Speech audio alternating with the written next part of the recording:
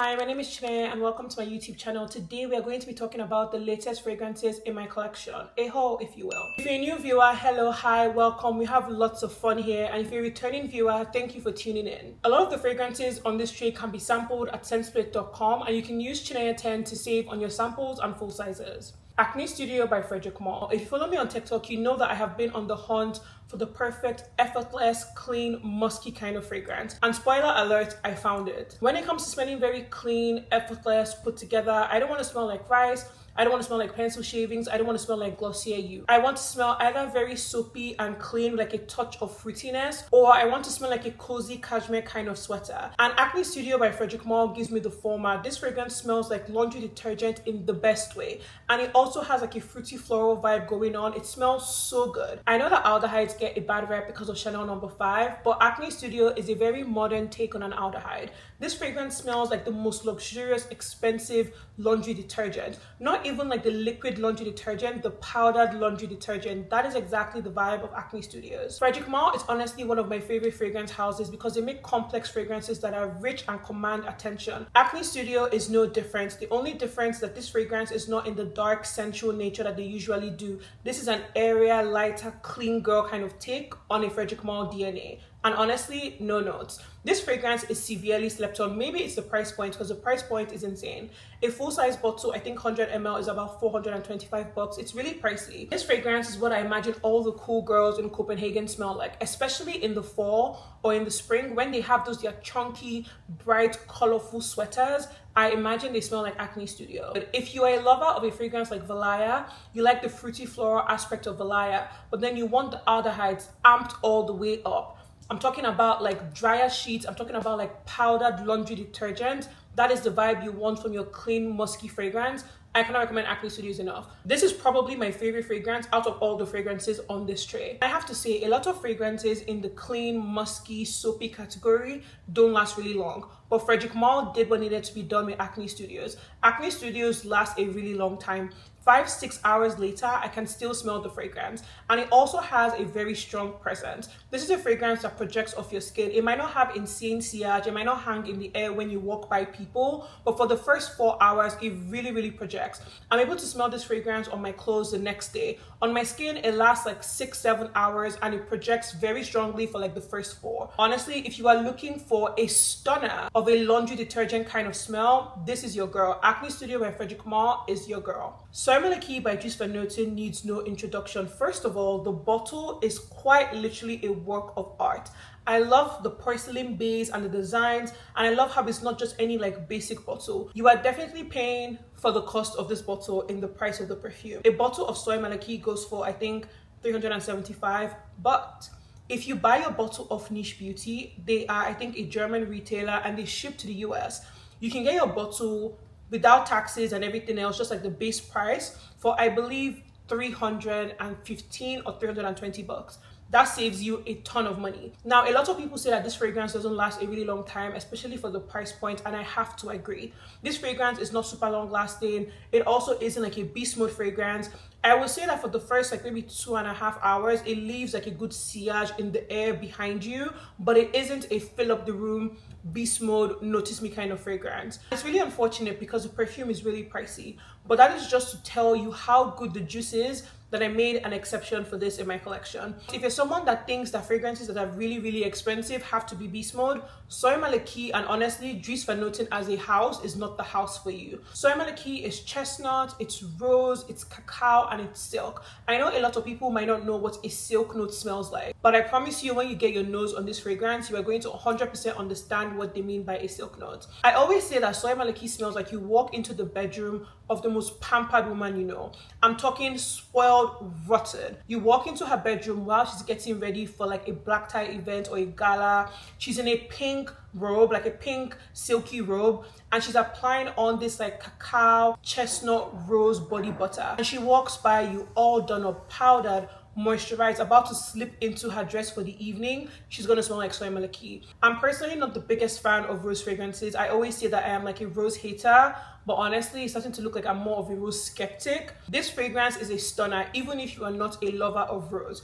The rose in this fragrance isn't a very dark, sensual rose, but at the same time, it's not a very fresh, candied, sugary rose. Soy Malaki is delicate, it is sweet. I love the addition of the blackcurrant note. The blackcurrant note in this fragrance adds a little bit of like a fruity, sweet touch to the fragrance. But believe me, it doesn't smell juvenile, it doesn't smell super fruity or like a drink or a cocktail. This fragrance is a stunner. If you want to smell sophisticated, grown, luxurious, elevated, delicate, divinely feminine, Soy Malaki is the fragrance for you. You don't have to be worried about the chestnut note in Soy Malaki. It doesn't smell very holiday-like, it doesn't smell very Christmassy. The chestnut note here just adds a woody depth to the fragrance, and it plays really, really well with the cacao to give the fragrance that depth and intrigue. Saint Honoré by Nicolai. If you watch my videos consistently, at this point, I'm sure you are sick and tired of hearing about this fragrance, but this is such a stunning gourmand vanilla and hazelnut fragrance. This is such a sophisticated gourmand fragrance. This is a you clean up nice gourmand fragrance. This is a money in the bank gourmand fragrance. This is a monochromatic look on date night matching with your spouse gourmand fragrance. This fragrance is so grown, it's so elevated, it's so sophisticated, but at the same time, it's giving eat me, it's giving lick your skin off energy. That is the vibe of Saint Honoré by Nicolai. The vanilla in this fragrance is something else. It is the purest, richest, creamiest form of vanilla, complemented with hazelnut to add some depth and a bit of like a chocolatey vibe to the fragrance. I know a lot of people are not fans of chocolate, and even if you're not a fan of chocolate, I think you are going to really, really enjoy this fragrance. Sometimes I say that Saint Honoré smells like Ferrero Rocher, like the essence of a milky chocolate bar. It doesn't smell like a milky chocolate bar, but like the essence, the vibe, the texture, the feeling of a milky chocolate bar. It also has a milk note and orange blossom. The orange blossom here isn't a very heady, sharp kind of orange blossom. It doesn't smell like Oriana. It doesn't smell like Love Don't Be Shy. The orange blossom note here is an area kind of orange blossom that is more on the orange and less on the blossom. It doesn't give floral and heavy, it gives like sweet and creamy. And the way the orange blossom plays with the milk note, chef's kiss. Even if you're not a fan of milk fragrances, I still think that Saint Honoré is a fragrance that is worth getting your nose on. Saint Honoré is effortlessly chic. It is smooth, it is refined, it is nutty, it is woody, it is vanillic, it is powdery. This fragrance does not get the hype that it deserves. I have always said that Saint Honoré is the best gourmand fragrance of 2025, and I stand 10 toes on that statement.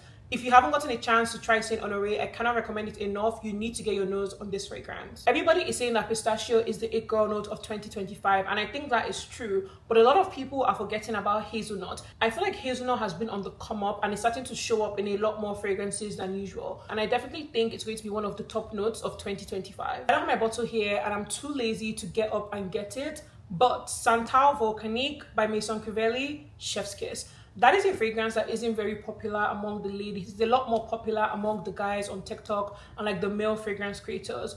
Honestly, the EDP collection of Maison Crivelli is not a collection I have really explored.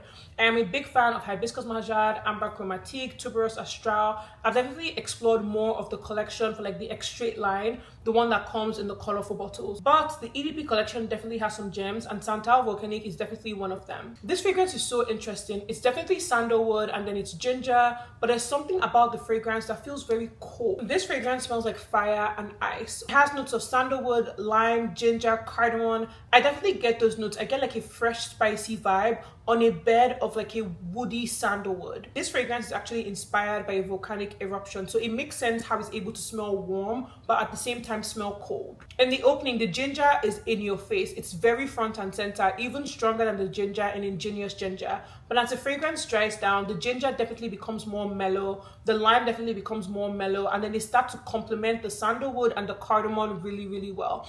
Cardamom is also another note that I have been seeing on the rise. A lot more fragrances are starting to feature a cardamom note, and I feel like a lot of people are sleeping on the coziness and like the comforting feeling that cardamom adds to a fragrance, especially when it's complemented with a note like sandalwood. This fragrance is unisex, it's marketed as unisex, but it definitely leans a lot more masculine. If you're someone that is used to smelling like a sweet treat, smelling like a flower, this fragrance might not appeal to you, especially because of like the lime and the ginger. You might smell it and think, oh, this smells like, I don't know, like aftershave, like a man's cologne because of those notes. But this fragrance is such a power move, especially on a woman. We are entering that transition period between summer and fall. You want to wear something that is lighter and airier. It might still be very hot where you live. Santal Volcanic is an excellent option. This is not a fragrance that I would reach for a lot in like the very cooler months. I feel like the fragrance might get lost in like the weather and like all the layers. But now in the summer and in the transition period, this is going to be a star. It's going to be airy and fresh enough that you can wear it on the hottest days. But as the seasons start to change, you also have that fresh spiciness that goes in with like the fall vibe. In the final dry down, this fragrance is woody and musky, and you might start to feel a little bit more like generic, like a typical male cologne. I do have to say that Maison Crivelli is known for having long-lasting beast mode fragrances, especially for the Extrait collection. As I said, I haven't really explored the EDP collection, but Santal Volcanic is not a beast mode fragrance. This fragrance lasts like 4 hours on your skin. Thankfully, you don't have to pay full price. A couple of websites like All Factory LLC carry the EDP collection for under $100. I believe I got my bottle of Santal Volcanic for about $70. They also have Rose Altifolia for I think $60 and Iris Malacan as well. This is for the 30 ml bottle, not like the 100 ml. So if you're a fan of any of the Maison Crivelli EDP fragrances, definitely check out All Factory LLC and see if you can snag them for a very great deal. Next up is Quattro Pizzi by Casmorati. This is a fragrance that a lot of people recommended to me when I posted on my stories asking for white floral fragrance recommendations. This fragrance has a couple of notes that are scary to me. One being coconut and the other being like tuberose stroke white florals.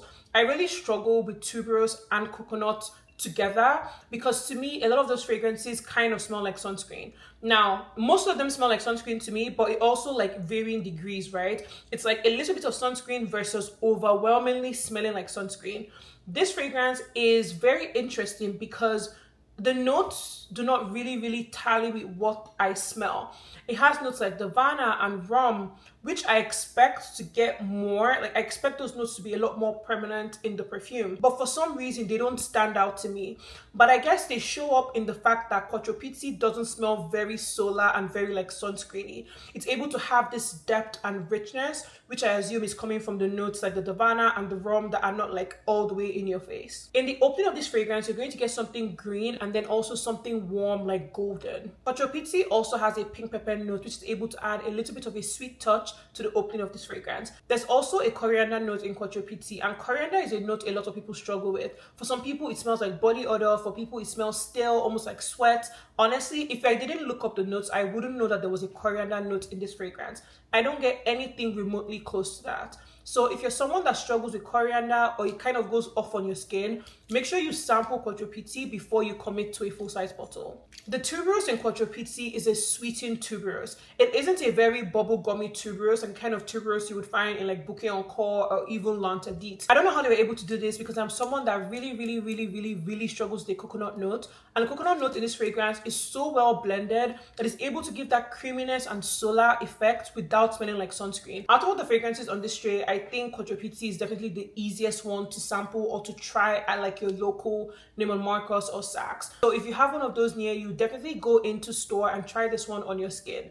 It is a stunner. It is a stunner, and I see why the girlies love it. Quattro Pizzi is not my favorite fragrance ever. It's not my favorite fragrance on this tray. But as far as solar white floral fragrances go, I would actually wear this. Bouquet Encore is a fragrance I bought because of Demi Rollins' recommendation. Demi Rollins and I have pretty similar preferences in fragrances. So when I was looking for a white floral and she recommended this one, I had to get my nose on it. I know that one of her favorite white floral fragrances is Rouge Malachite, but for some reason, you cannot find samples of that fragrance anywhere. I do not know if they're discontinuing it. I don't know what's going on, but it's so difficult to find a sample of Rouge Malachite.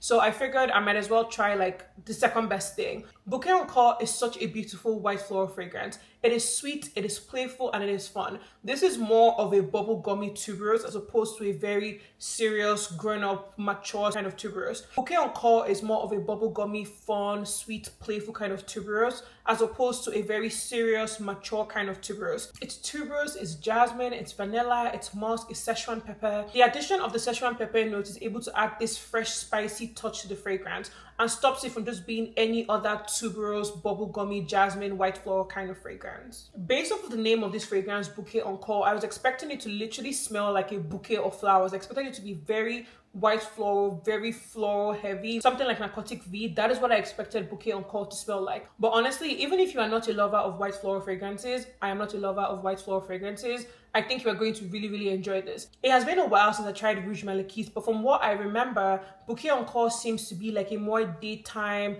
lighter version of Rouge Malakith. Bouquet Encore is missing those darker elements that make Rouge Malakith this darker, like sensual, nighttime kind of fragrance.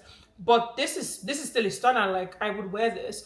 I think I definitely prefer Bouquet Encore to Quattro Pizzi. They are definitely two very different kind of fragrances. Quattro Pizzi is more solar white floral, and this is more feminine, flirty kind of white floral. So two different lanes, but this is more my speed when it comes to a white floral fragrance. Bouquet Encore is so fun. It's such a fun, playful kind of fragrance, but at the same time, it's grown, so it doesn't smell juvenile, it doesn't smell childish. Honestly, I don't think I've tried anything else from this brand. I know they have a very popular fragrance called Piano Santal. I haven't tried that, but if you have tried Piano Santal, I would love to know what you think about that fragrance in the comments. So yeah, that is a wrap on the new fragrances in my collection. I hope you enjoyed this haul. Don't forget to like and subscribe so you don't miss my next video, and see you in the next one.